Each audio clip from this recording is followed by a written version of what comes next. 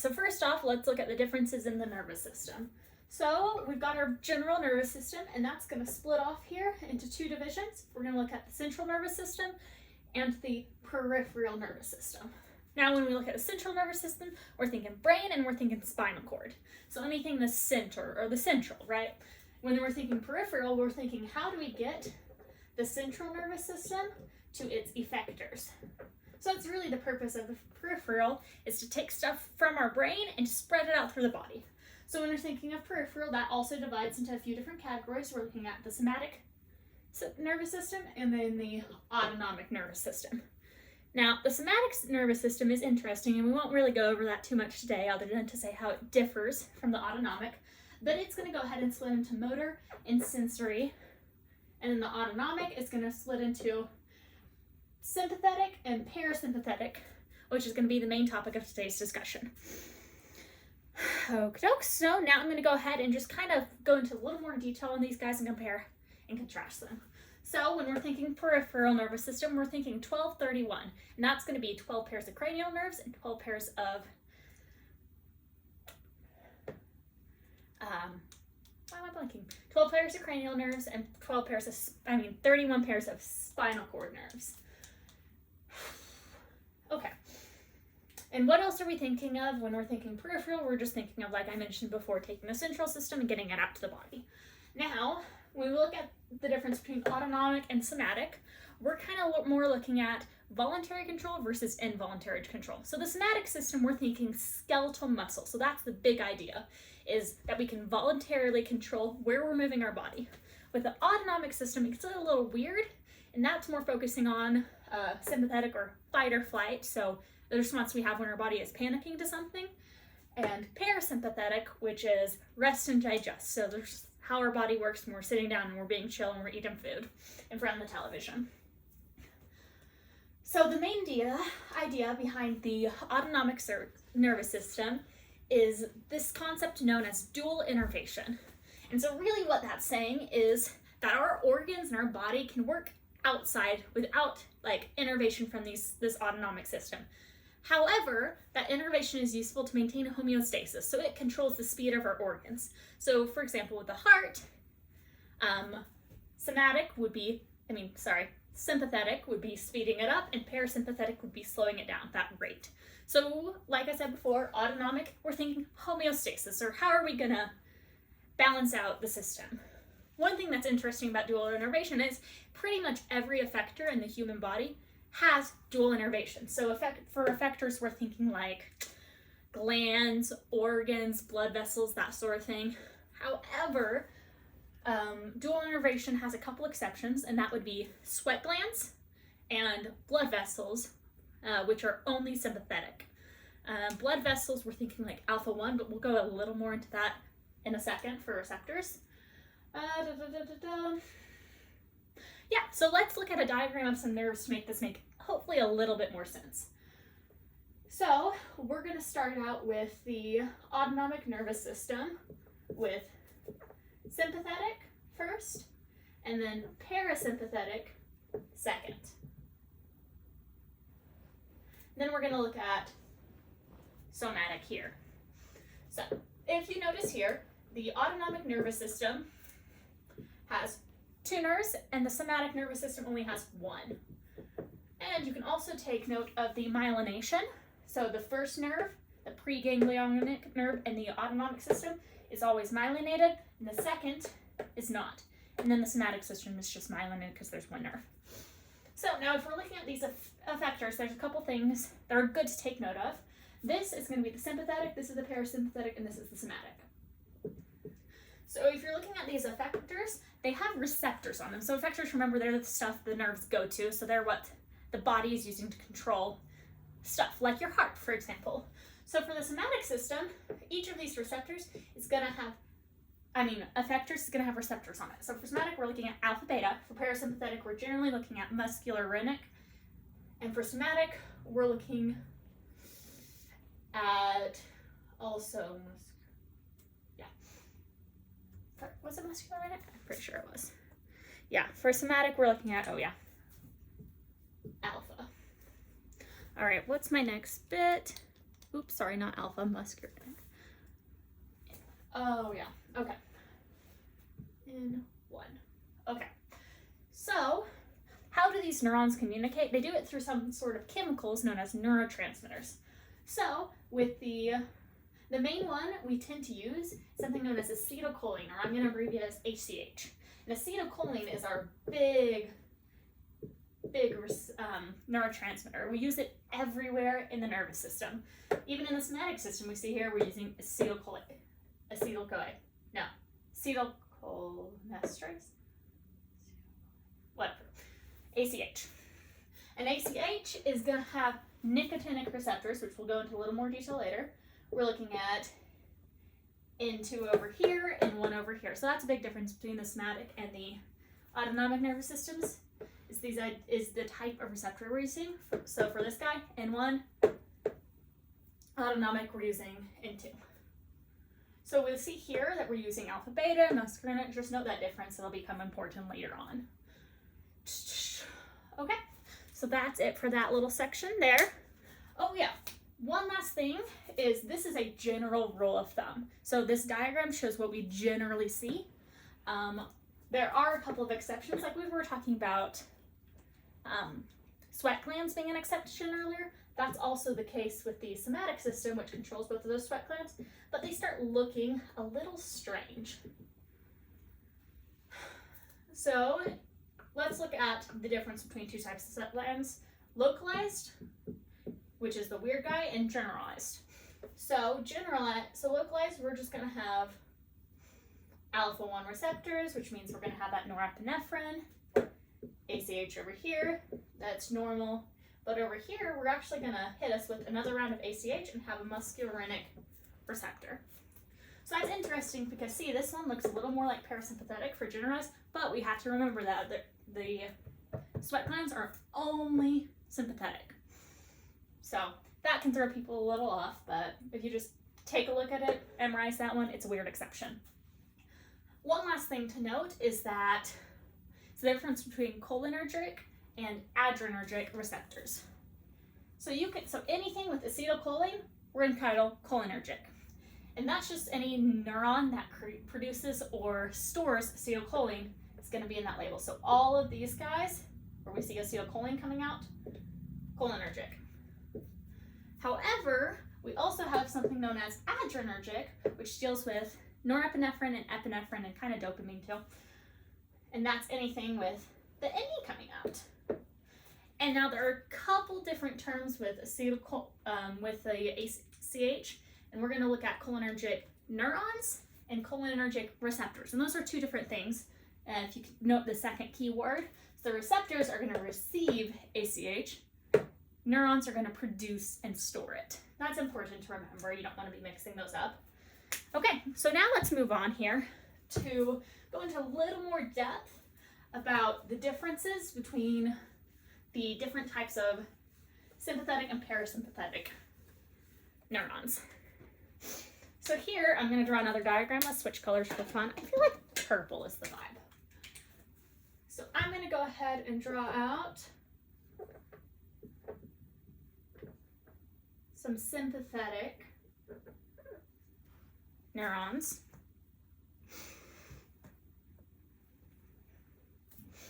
Yeah, so we're going to look at here. Yeah, okay. Next part, we're going to just keep moving into sympathetic.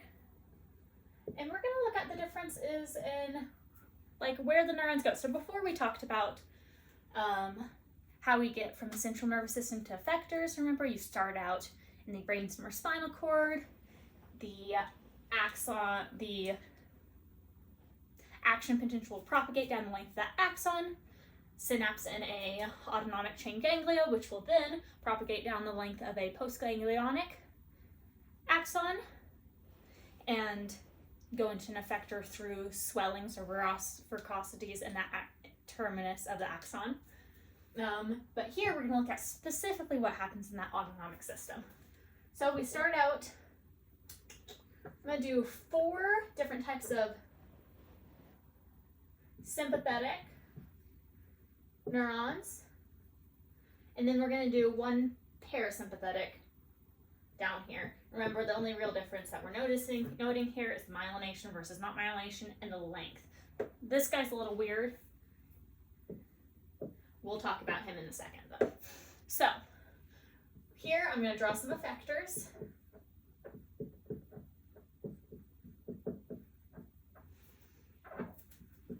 We're just going to write down some numbers that we'll explain in a second to make it make a little more sense. Here we're looking at, okay. So first off, let's start out with a sympathetic neuron. So we are going to go ahead and go spinal nerve, sympathetic nerve. Sorry, this is going to take like half a second. I really should write this down before I mess up.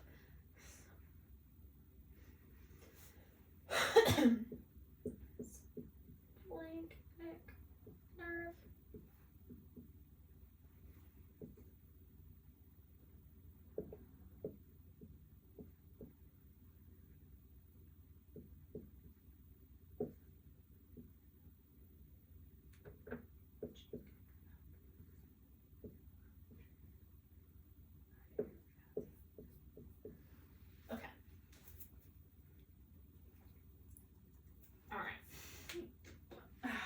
So we're going to use the same neurotransmitters that we talked about before, so just remember where they're kind of links to. But I'm not going to write them all down again because we've already discussed that. So here we have preganglionic, postganglionic. Here's our little kind of synapse in the neuroeffector junction area. And here we're going to have what we're sending it off to. Rector pili, sweat glands, and blood vessels. This guy is gonna be thoracic cavity. This one's gonna be my abdominal pelvic cavity. Okay.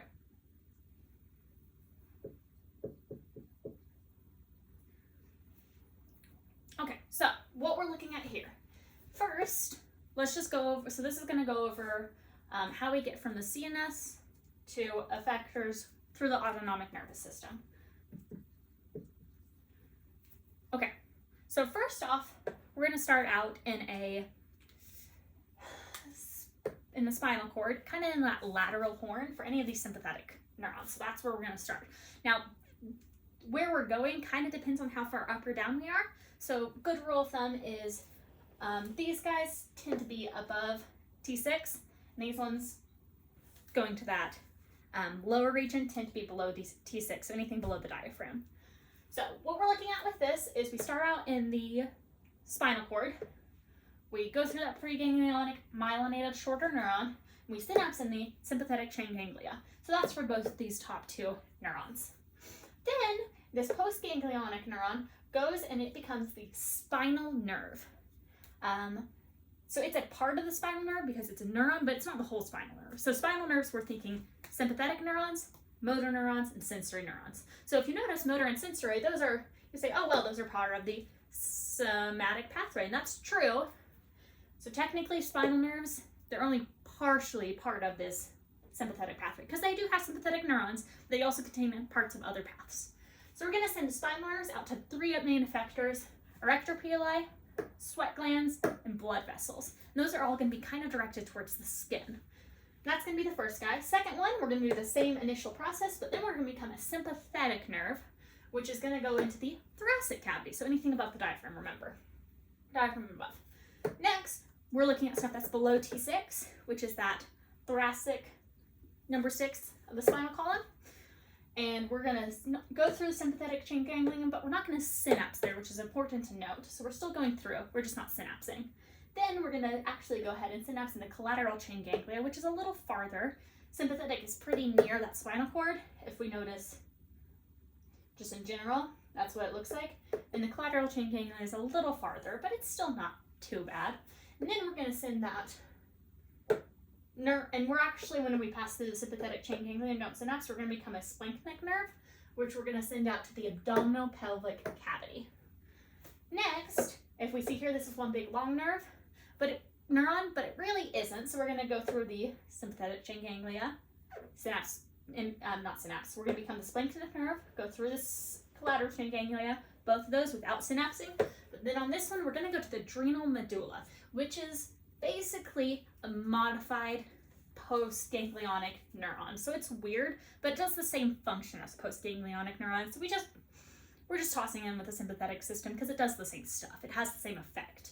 So that adrenal medulla is going to actually send out two things, epinephrine and norepinephrine. But it's not going to do exactly what neurons do and send it directly to effectors. It's going to shoot it into the bloodstream. So this is interesting because instead of, like, it's a little slower, but it has a much more long-lasting effect because it's in the bloodstream. So that's really our difference, and it does this in kind of an 80-20 ratio. So it's mainly epi, but a little norepinephrine. Okay, and then if we see parasympathetic, that guy's a little simpler because there's only one of them that we focused on, and that'll be a longer myelinated neuron synapsing in the terminal chain ganglia. And that's kind of on the membrane of whatever effector we're looking at. And then we have the rest of the neuron that shoots out. Okay, so let's kill this real quick and go ahead and speed up a little bit because I feel like this video is gonna take forever. And we'll go into the next step, which is gonna be number of neurons, covered that, location ganglia, covered that, neurotransmitters. Ooh, yeah, that's our next one. So let's look a little bit at neurotransmitters, but first I almost forgot, sympathetic and parasympathetic have two other names. For sympathetic, it's also known as thoracolumbar because we're going from, I'm caffeinated, I don't know why I'm yawning. It's known as thoracolumbar because we're going from about T1 to L2 or L3 for the spinal nerves. For parasympathetic, it's known as, so parasympathetic, we're known as PNS. We're known as cranial sacral, and that's also because of the locations of those CNS-centered cell bodies. So for cranial nerves, we think there are three cranial nerves we're looking at plus a big eye. So these three are going to go to the cranial. So III, IX, and VII are all going to go to the head. And we don't care about that because we're not head and neck anatomy. Go to EchoCell if you want that guy. I do not. So we're going to stay in physiology because I cannot do more anatomy at this point in time. So these guys, just remember they're going to the head. We don't care. So X, though, also known as the vagus nerve, is hugely important to us because it goes through and it integrates pretty much the rest of the system. It's going to be about 75%, which is huge for one nerve, right? If that guy gets damaged, you're going down. And then the sacral part is S2 through S4. Reproductive organs, not as important. Well, for now. Not as important as 75%, but still pretty important because you need those. As these guys, reproductive organs, this guy, everything else, other than you're not good. And that's also, we talked about that, a name for that. Oh, parasympathetic, we're thinking rest and digest, as we talked about before. There's a fun little acronym that sounds silly-goosey called SLUD. So we're thinking salivation, lacrimation, urination, defecation. Pretty easy. That covers it. So that's a lot more basic than the sympathetic. Okay, so now we can go into neurotransmitters. And neurotransmitters, they're crazy. So let's split them into two categories. Let's split them into cholinergic and adrenergic. So there's a lot of subdivisions of these. We're just going to go over some of the more common ones, but we could talk on this for ages. So cholinergic, we're thinking nicotinic and muscarinic. So the differences between those two are pretty wide. So with this guy, he tends to be excitatory, and this guy, either or. So with nicotinic, though, it's called nicotinic because it responds to nicotine. Muscarinic is called that because it responds to a sort of mushroom poison, and that's the name of it. Muscarinic is the name of that poison they use to see if it responds. So with nicotinic, we're looking at N1 and N2 receptors. We talked about this earlier with N2 being connected to the autonomic and N1 being connected to the parasympathetic. Oh, sorry. No, somatic. And 2 is connected to the somatic, not to parasympathetic. So many words. So the big difference between these two guys is this is going to be a ligand ion gated channel, ligand gated ion channel, and muscarinic is going to be G protein coupled receptor. And a really quick overview for what G protein coupled receptors are is basically they're connected to something called a G protein, because see, coupled with a receptor. A coupled receptor with a G protein, and the G protein has something to do with a cascade effect and camp, and we're not really going to get into it because it's long and complicated and we don't need to. Yay. So, but that's the main difference between their structures, or ligand versus GPCR. And then, so M1 through M5 is what we're looking at for these guys. M1 through 3 tends to be in the parasympathetic, and M4 through 5 tends to be central nervous system. So we're going to focus on more on M1 through 3 in most of the things we're talking about because we're in the autonomic right now. 1 through 3 and 4 through 5. Okay, so that covers that guy. We're good. These are receptors that we're thinking of, not the neurons. So then we're looking at adrenergic receptors, and there are a few different categories for those too. The chemicals we want are called catecholamines, and those are what attach to these receptors. So catecholamines, we're thinking dopamine, epi, and norepinephrine. So dopamine, central nervous system. So we're not going to go into that one too much, but just remember D1, D2. Those are the receptors it binds. Oh yeah. So each chemical has a receptor it favors. So D1, D2 favor dopamine. So they like that one more. But if you toss epinephrine in, it'll go to any of them. So ACH goes to anything anything cholinergic, and all of these chemicals goes to anything adrenergic. But sometimes receptors favor more of them, like a chemical more strongly. So they like it more, they bind better. So dopamine, D1, D2. Alright, this guy, I think he likes like alpha 1. It could be off. And epi, I think it's like beta 2 or something.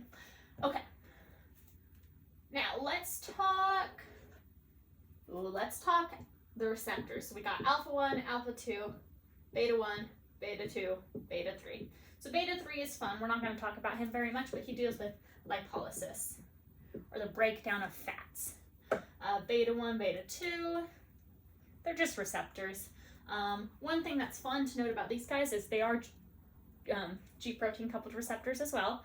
And these guys, you have an odd-even rule, which is kind of fun for that excitatory inhibitory thing. So odds are going to be excitatory, evens are going to be inhibitory. And that's generally true. So again, these are general rules, and there are exceptions, but we're just going to focus on the generals because it makes life easier. So those are neurotransmitters. What's our next step here? Okay, so we ran neurotransmitters. Next up, we're gonna hit types of receptors. Types of receptors, actions. Ooh, yeah, so some actions with these. We talked about the types of receptors. Let's talk about a couple actions in a second. First, there's a table we need to memorize, and that's gonna be M1, M3, M5, alpha 1. Those are gonna deal with IP3, which releases calcium. So that's dealing with depolarization because we're talking calcium. Then we're going to look at M2, M4, alpha 2. And that's going to decrease camp. It's either decrease or increase. Let me think on that. And beta 1 through beta 2 through beta 3, increase camp. So that's a little table we need to memorize. It's just what those receptors do. That's just a little function. Okay. So next up, let's look at effects. So we know I like my drawings, so we're going to draw out some neurons and see what they do.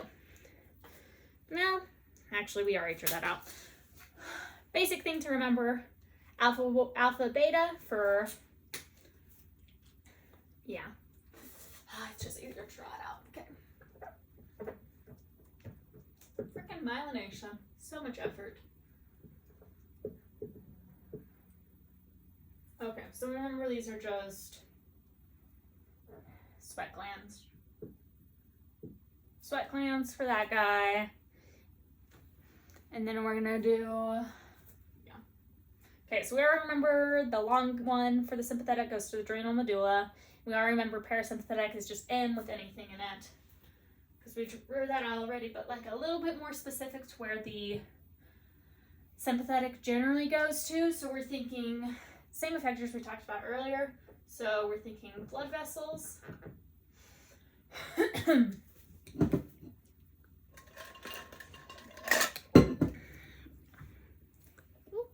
There we go. Blood vessels. Yeah. Thinking blood vessels, cardiac muscle, and smooth muscle. Oh, sorry, not blood vessels. Glands. There we go. I swear, I'm glitching. Okay, what's my next bit? Subdivisions for each type. Yes, mechanisms of action for what happens. Oh, that one's fun. Okay. So I think we pretty well covered that bit. So let's run through mechanisms of actions. We're gonna go with this fun little blue that I switched to. We're gonna think of, so there are a lot of different things that we can look at. I'm gonna simplify and just do 4, plus or minus the GI tract. But you can do more than that if you want, but we're gonna look at basics. Lungs and blood vessels. Okay, so let's look at just one bit for the eye. Looking at pupils. Remember, so like if you shine a light in someone's eye, that's what we're looking at. So we're gonna do M3 receptors, alpha-1 receptors. Blood vessels, we're gonna go alpha-1. Heart, we're gonna go, let's do lungs first, I remember that one better. Beta-2. And M1, M2, Beta-1. There we go. Okay, so first guy, sympathetic. Second, if there is one, is going to be parasympathetic. So remember what the parasympathetic system does? So if we look at alpha-1 there, it's going to dilate our eyes. So it's going to constrict the muscles that are linked to those alpha-1 receptors. So it's going to deal with dilation. With the M3 receptors in the eye, it's going to do the opposite. So it's going to constrict the pupils. Heart, we're looking at beta-1. We're thinking faster heart rate because that's what happens when we're scared, right? When we're panicking from the sympathetic system, faster heart rate. For these receptors, though, we're looking at slowing that heart rate. So if you're sitting on the couch, you want your heart rate to be slower. So that's something that does. For lungs, we're thinking beta-2, which is going to dilate your bronchial stuff because it wants more oxygen to come in and wants you to be able to breathe more, faster, because you're breathing heavily, right? When you're in a panic attack, you're getting more oxygen. These guys are going to constrict those. So we're thinking kind of opposites. And then alpha-1 for blood vessels is our only receptor, and it's going to deal with constricting those and raising blood pressure. So one thing that's interesting to think of with these two different types of things is that idea of dual innervation we talked about before, where we see double things going places, is it actually, you're looking at which signal is stronger. So if you think of two wrestlers, right, they're on a wrestling match, they're trying to win. It's a winner takes all system, right? You don't get bragging rights if you lose, no. So whoever wins takes the signal. So if this guy is stronger signal than M3, we're gonna start dilating our pupils. If it's a weaker signal, then we're gonna start constricting our pupils. So it's really just winner takes all, because that's how it works with action potential, you remember. So whoever wins, wins, which is fun. So for the parasympathetic and sympathetic system, it's always a race to see who the best system is. And that's always exciting. Okay, so we did that, neurotransmitters binding. Yeah, so neurotransmitters bind to these, send off that signal. There we go. One last thing to note is that we can influence this medically with certain drugs. So if we're dealing with agonists that work with it and antagonists work against. So you can think of the English class. An antagonist in a novel is going to be against your heroine. An agonist is a little similar word, but we're going to just remember that means to work with you because it's the opposite of antagonist. And I believe that is everything. Let me review real quick to make sure. Compare and contrast sympathetic system and with the parasympathetic and somatic, yes. include CNS origin, number of neurons, location of ganglia, neurotransmitters, types of receptors, and actions. We did that. Cholinergic and adrenergic receptors, did that. Different subdivisions, alpha, beta, etc. We did that. Mechanisms of actions for each type of receptor. We covered that with the eyes. So I think we're all good. So there's my video. Honestly, I don't actually sometimes I wonder if we watch the end of these, but hopefully not, because I'm sure I messed something up.